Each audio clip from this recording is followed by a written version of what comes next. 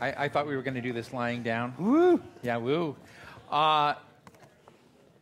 We're right at the point of the conversation today. I asked how many of you are going to be with us. We're going to have really great drinks. I hope they're really great drinks, because I need a really great drink after this is over. Of course, we're here with Andrew Sullivan. Andrew has done so many things. Of course, former editor of The New Republic, great thinker, public intellectual, has been writing. I was honored once to be a guest blogger during his marriage on The Daily Dish, which was then at the Daily Beast, I think, and then, of course, or maybe it was at the Atlantic at that time, I can't remember. But of course, used to be housed at the Atlantic, the Daily Dish, Daily Beast, and has written many books, 6 books, edited or authored The Conservative Soul, Virtually Normal, Love Undetectable. But he's just basically an iconic, complicated force in the LGBT world. So let's just start there. What do you think about this whole LGBT civil rights agenda thing? Well, obviously, I've long been in favor of... What were you watching on TV last night? Oh, my Madonna stick. Your Madonna stick. Fell off. You were watching Mr. Garrison on South Park last night? Yes, Mr. Garrison, a great civil rights leader on South Park. He was trans before he's done it all. There's a moment, actually, when he's entering a store. I think it was the episode before last, when someone asks him about gay rights, and he's like, "Gay rights? Jeez. I thought you had all that already. What more do you want?" And, of course, I kind of sympathize with him in a way. I do think there's a kind of paradox in as much as the enormous progress that has happened, which is kind of, I think, tectonic in terms of the place of gay men and women in America, is so fantastic and hard to even grapple with at this point. I mean, certainly for someone who lived through the whole thing, last June was just, it sort of hit me like some sort of sonic wave, the thought that we'd actually won everything, and what do we do now?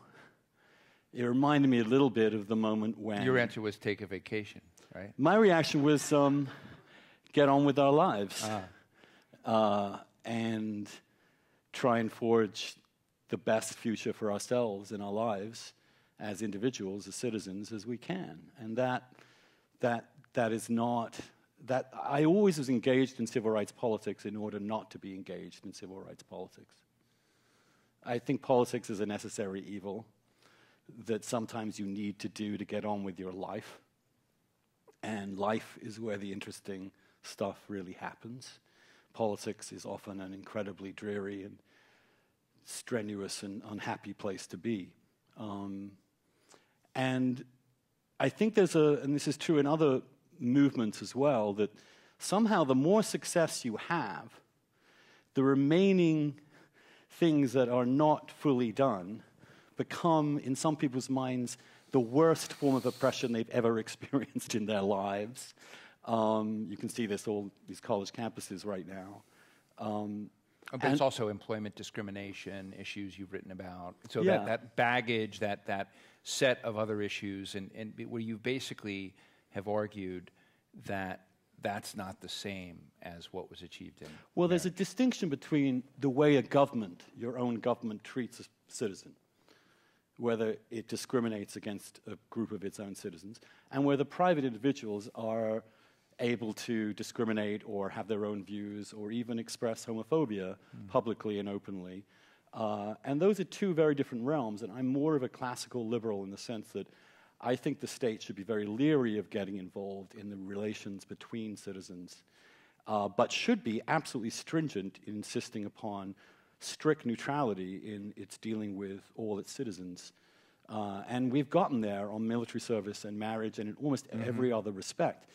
Also, there is a majority of states which have employment discrimination laws, which one might add are not often invoked.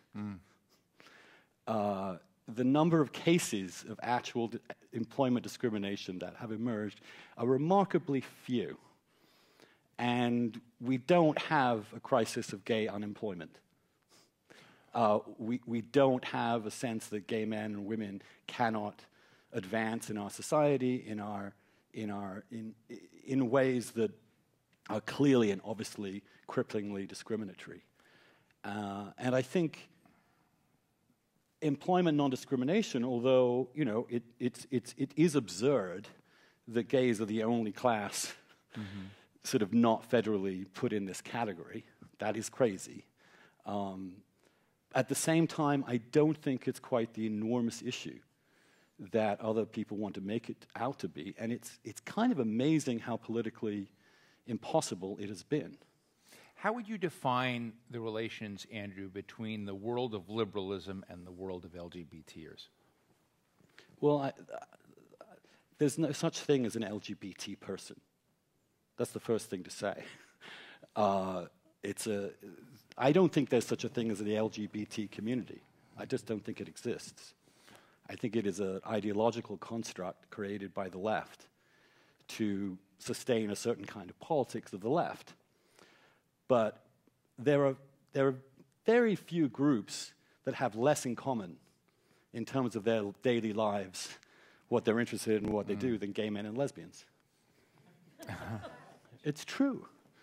In any major city, this city, for example, the segregation is pretty complete.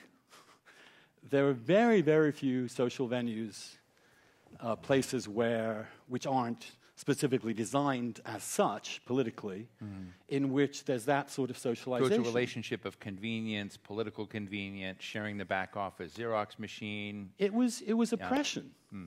It was really powerful oppression that brought us together around the same issue of loving someone of the same gender.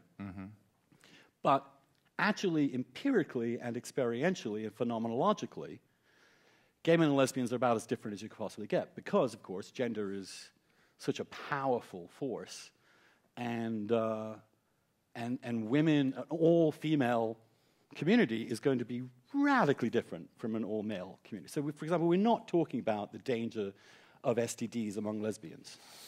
We're not. We're just not talking about the same issues at all. We relate differently emotionally, sexually. And bisexual people are put in, insofar as they're straight, they have everything already. Insofar as they're gay, they've got almost everything already. And transgender, the question of transgender people is a very distinct question. The majority of gay men and lesbians have not got an issue with their own gender. This is not to say that I don't support full equality for trans people. It is just simply to say that this conflation of all of it together as one single unit and the constant reiteration of what is a lie, which is there is such a thing as the LGBT, and you're lucky if you just got those 4 consonants. There's never a vowel, by the way. You struggle. You struggle for a very long time to find a vowel in these things. And in some of these canvases now, the number of letters that are part of this community goes up to like 24. Well, there's LGBT. I was in LGBTQI. Oh, that's I has. Then there's flexual, asexual, queer. I mean, there are almost not enough letters in the alphabet at this point to describe this fictional community.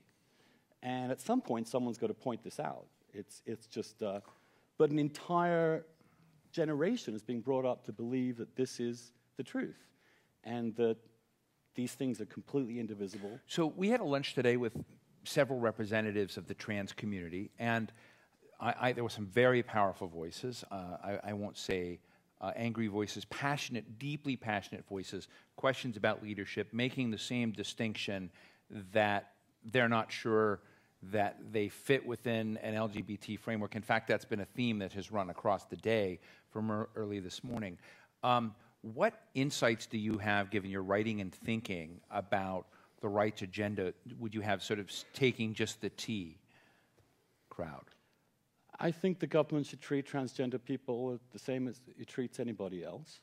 I think transgender people should have the right to marry. I think they should have the right to be in the military. They do have both of those rights. And with marriage equality, they can marry, I mean, they always could marry a member of the opposite gender if they identified as the opposite gender. So, so the question becomes somewhat esoteric. It comes down to bathrooms to some extent. And again, I think, see, what happened, what helped the gay rights movement succeed, finally, was a strategy of pointing out what we have in common with the majority and appealing to that center ground and making very strategic arguments about that and avoiding the kind of model whereby you instantly accuse the entire society of being bigoted and constantly frame your position as one of beleaguered victimization that needs to be accommodated at all costs and has no toleration of any of the in-between stuff that people feel. And the truth is that just as with gay people, most people who haven't met a transgender person or don't know anybody transgender have all sorts of weird feelings. They just do. And the best approach to that is to tackle it head on and say, what are your feelings? And my favorite demonstrator on this was somebody who stood up in Hyde Park, and he just had a big sign, and it said, trigger warning, it said, ask a tranny anything. He was allowed to use that word. I'm officially not allowed to use it in public, but I just did. So I'm quoting a poster. And he was engaging people, strangers, about what it was, how he felt, diffusing the situation, telling the story, changing the culture. And that's how this thing will go. But at the same time, I think, as we saw in Houston, where there was this, another massive failure by the Human Rights Campaign, which has never succeeded in anything it's tried to do, as far as I can tell, which still has not passed employment non-discrimination, despite it being their top agenda for the last 25 years. That people, women are going to feel weird about somebody in a dress or presenting as a female who has a dick. There's just something that has to be talked about. Getting over those fears, talking about them openly, is something that we need to do. And again, as opposed to, you're a bigot, we're oppressed, why do you hate us? We demand action now. Everything else anything else in the broader gay rights agenda has to be stopped. Like we would have employment non-discrimination federally if we had not insisted on including transgender equality within those grounds. So it also tells you that the leading civil rights groups they feel it's tolerable to continue to allow gay people to be discriminated against in employment for the sake of ensuring that transgender you think people they could win. I think there was a moment in that which yeah. Barney Frank would testify to, that there was a moment where you had incrementalism versus purity, and we insisted on purity and allowed. Barney was here this morning, and he made the comment. We were talking about sort of the state of it. He says, a lot of people in the gay rights community just say, "Woe is us, we're not oppressed." Right? We need oppression. Yeah. And so I think part of that, which I found very illuminating, is that does the LGBT industrial complex need oppression to work? It absolutely does. These people's lives and careers and incomes depend upon the maintenance of discrimination and oppression. I mean, the Human Rights Campaign has this huge big building, lots of staff to pay for, six-figure salaried top people, and if we've won, what's the point of giving them your money? Or certain professional gay people have to keep it going, like with books like It's Not Over, It's Worse Than Ever, The Hatred is Coming at Us, Don't Be Complacent, Victory Blindness, all this stuff. Because if we were to succeed, they'd be out of jobs. This is true not just of us, but of all special interest groups. And there's a difficulty also psychologically in taking yes for an answer. You've, more than anyone else I know, have been one to defend to some degree the right of homophobics and businesses that don't want to serve gay couples or same-sex couples. And I'm interested in that battle between the rights of religious liberty and classic liberalism with, I think, what you've described as kind of a growing fascism of the left. Yes, that's probably one of my least... How much hate mail did you most get for temperate, least temperate statements about it. I'm quoting directly. You are. That's the trouble with being a blogger is you've written so much you can't even remember what you wrote. Yeah. Yeah, there is if your view of the world, and I think this gets to it, if your view of the world is that it is full of terrible oppression based upon the group with which you are identified, then the project of life and politics is to obliterate all conceivable micro-injustices, it becomes this sort of this all-consuming thing, and the more you succeed, the more what's left stands out as almost intolerable. If you believe that that's not the world we live in, then in fact, the gay rights movement has proved it's not the world we live in. We were told back in the early 90s that marriage equality was an absolute fantasy by our own side, by the Human Rights Campaign, by the Clintons, by everybody, because the country was inherently bigoted and oppressive and homophobic, and there was no way on earth this could ever pass. So why are you doing this? They were wrong. A third of the country changed their minds through persuasion, advocacy, and groundswell of individual people coming out to people over a period of 20 years, at which point we now have an overwhelming majority, certainly the next generations, in our favor. So why do we abandon that strategy now? Why do we abandon the strategy of engagement with straight people, explaining our stories, building up that dialogue and that commonality with...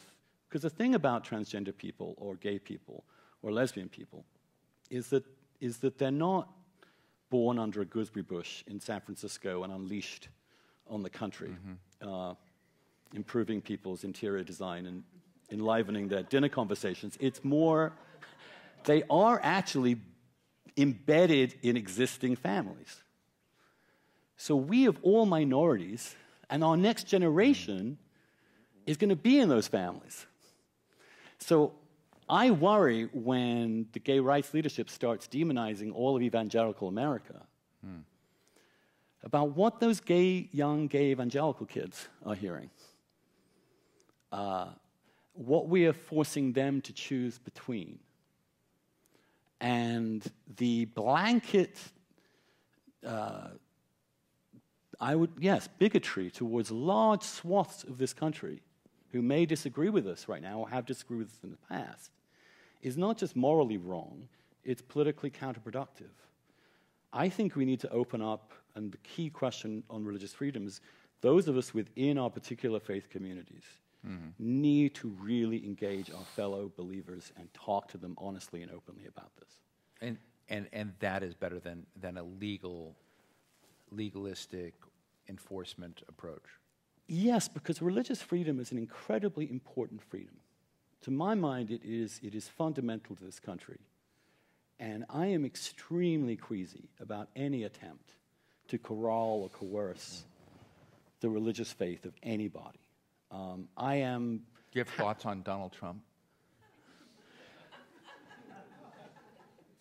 You used the words corral anyone on, religious faith. It just... Oh, yes. Well, obviously, he's a fascist. We have a fascist. We have an actual fascist running for the presidency with a commanding lead whose increasingly fascistic rhetoric is leading to an increased lead. You will notice, however, the gays are not part of his demonology. I noticed that. Yeah. That does not make it any better, obviously. If you were blogging today, you would say, "We don't want to be your friend. I don't want to be your friend. I want you to demonize us." Oh, well, maybe. Yeah. No, that's not how I feel. Obviously, I just think that this is the fruits of Rush Limbaugh, talk radio, Mark Levin, Fox News. I mean, if you've watched Fox News over the last couple of years and I did it on the Stairmaster every day for a long time, just because I need to check in. To make you work harder? Yeah.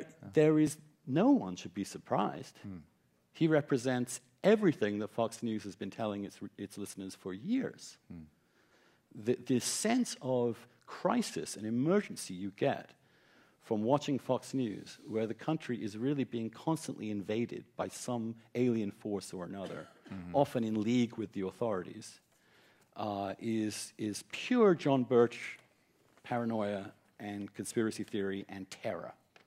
And that's what he's doing. And he's found the perfect vehicle for his ascent, which is these nutcases in Sunni Iraq. They have a truly sick, codependent relationship on each other that somehow we need to diffuse rather than amp up, which is why I might as well take this opportunity, since I haven't said anything in public for a long time, to say I thought the president's speech on Sunday night was fantastic. And we are so lucky to have this guy right now. And I just lament the 22nd Amendment. I really do. And I also will say this, that I don't think Hillary Clinton is capable of defeating Donald Trump in a national election. I'm sure I think she is the worst candidate for the Democratic nomination since Dukakis. Anything else you'd like to add?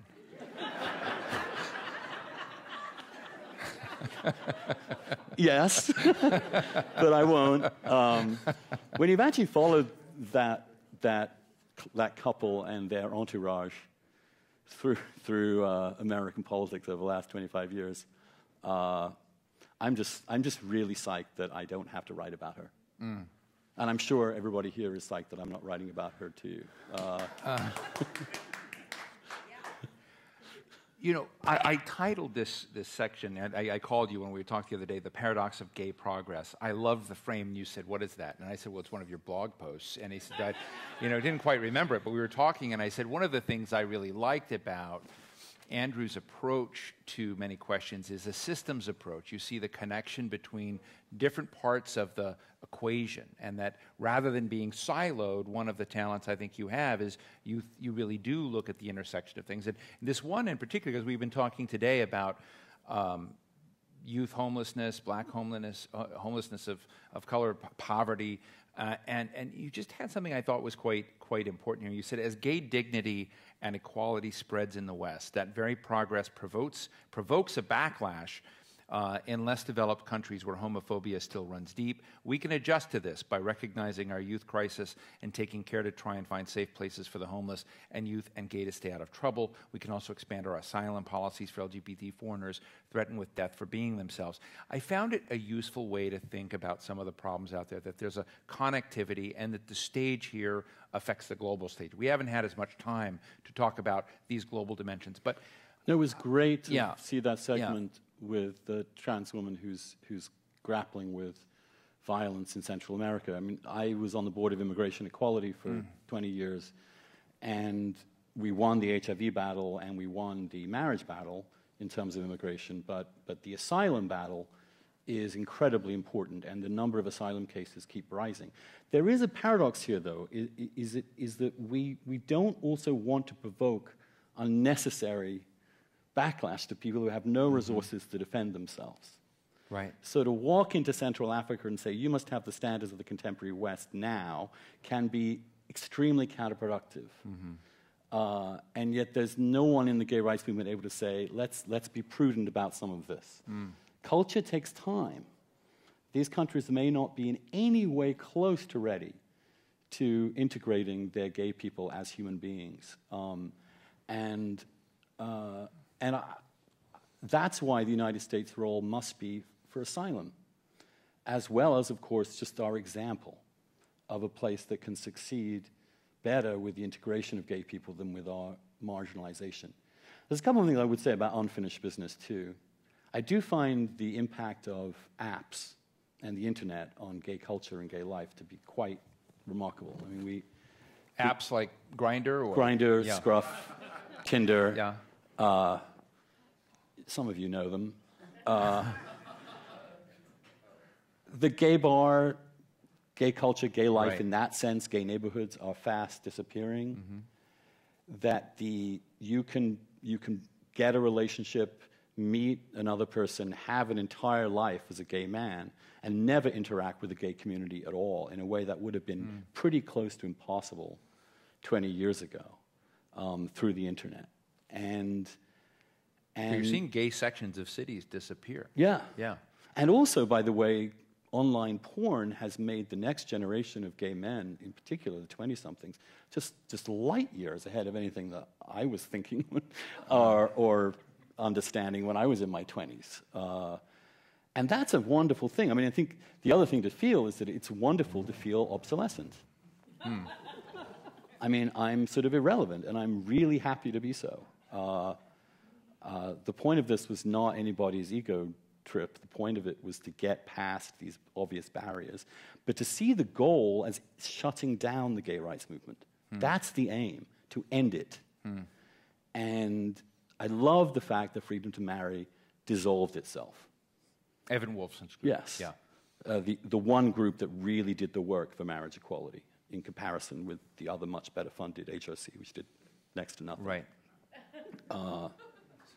It's not funny, it's true. Well, so I think it's important that you put asylum up as one task still to be done and dealt with. Asylum, what would PrEP, be the other parts? PrEP. Truvat, yeah. We have an unbelievable opportunity to get rid of AIDS in the gay community forever by the use of antiretrovirals for those of us with the disease and PrEP for those without it. And we could epidemiologically really put the screws on this thing. And the fact that we've even treated this as something to be debated seems to me... So what's holding that back? What's holding it back is sexual shame, the stigmatization of sex, the failure to have a sex-positive attitude, and frankly, what I find repellent about it, about the resistance to it, is what it says about how we honor the memory of the 300,000 young men who died only 10 or 15, 20 years ago. If they had been offered this pill in 1988 or 1991, there would be no question. And yet the amnesia in the gay community around what we went through, right. I mean, the total erasure of our past of the plague, from our understanding, our self-understanding, is for those of us who lived through this epochal event, is both infuriating and deeply depressing. The average 20-something has no idea and doesn't care. Right. And the other thing about the opposition to PrEP was HIV phobia. Right. Which is, if I take this pill, I'm somehow kind of taking an AIDS pill. That means I'm one of those people. That still exists. That can be fixed with marketing, can it? It can be fixed with, and I mean, I find it, the Atlantic, for those of you who follow this, has a great piece on the site this week by John Byrne, the creator of Raw Story, about exactly this topic and his own pathway through it. But it's a very long, very compelling piece. But when I read it, and he's become such an enthusiast as you have for this, I just ask myself, what's the problem here? The problem is the stigma, Yeah. the still remaining stigma about HIV. And the importance. I mean, I love the fact that now on Scruff, you have various sexual practices question, and what your attitude towards the virus is there. You have several options. One, no sex. Another, condoms. Third, treatment as prevention, which means if you have HIV, your immune system is completely suppressed. And fourth, PrEP. That's a fantastic option to have. If you seroconvert today, you really have the choice of a blue pill or a red pill. But what I'm trying to say is, if there is a critical mass of the population that restricts the virus's ability to transmit itself, then epidemiologically you can really corner it, and it can die out. We know that from epidemiological studies. And this drug is 100% effective. So I think we need a particularly big effort to get this out to young men of color. That is absolutely essential and should in some ways be our most emergent and important cause, because their lives are in danger. And the rate of transmission there is so much higher, as is the levels of homophobia and internalized homophobia in that community. And in this city of all cities, that racial gulf between the white gays and the black gays is like really dispiriting and is our responsibility as white gay people to see that this is a unifying and important moment to prevent an entire generation from having to deal with this disease. Right near the end of our time, both with Andrew and today, so let me end on a serious note. If you and Connor Friedersdorf, who was one of our writers and one of your great friends, were to co-write a South Park episode, what would it entail? South Park is one of those authorities like the Pope. That one just you don't mess with the Pope? There is nothing I could possibly offer that could improve the genius of South Park. Not that I haven't tried. Yeah. I mean, I do throw my ideas around with them, but no, I think they're the most miraculously. And again, look at their coverage of gay stuff. Like, what's so fantastic about South Park, what's so incredibly important about them is I think the most important social commentary going on in this country right now, is that they're not afraid of gayness in all its fantastic forms, and they put it out there in ways that could be mocked, easily mocked, and that other people would take terrible offense at. Which you did mock. Well, of course you mock. Jeez. Mr. Garrison is like fantastic. Big Gay Al is an amazing. Mr. Slaves winning the whore-off competition with Paris Hilton was like one of the most amazing episodes ever. Does anybody remember it? I don't know. Yes, apparently so. Lemmy Winks, etc.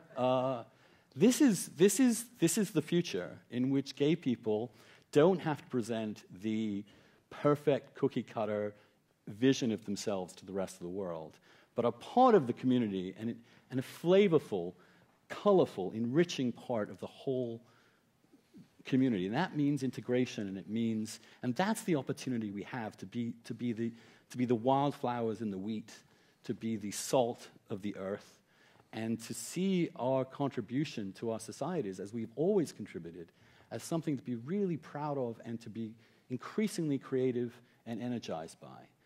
That's the goal. Not to be gay, but to have our gayness be such a thing that can enrich the American idea, beyond shame and with great pride and great energy. And that's the opportunity this next generation has, and I just don't want them to cling to victimhood and not see the opportunity that they now have, which was built upon by generations of people who've lived through pain and suffering, and a generation that died unbelievably tragic deaths to achieve. And not to do that, given what they gave and what they sacrificed, would be, in my mind, and to revert to this sort of like whiny victimhood, constant sense of oppression, is to do a disservice to all the people that made this moment possible, in my view. Right. I couldn't imagine us putting together this forum today, which we'll rename the Atlantic Summit of the L's and the G's and the D's and the T's, without Andrew Sullivan, he creates such a frame, such a complex frame that helps us think much more deeply and seriously and I think humorously on occasion about these issues. And on behalf of millions, I just have to say I really do miss the dish, but I really am glad you're getting the time to do what you need to do. So, ladies and gentlemen, please thank Andrew Sullivan.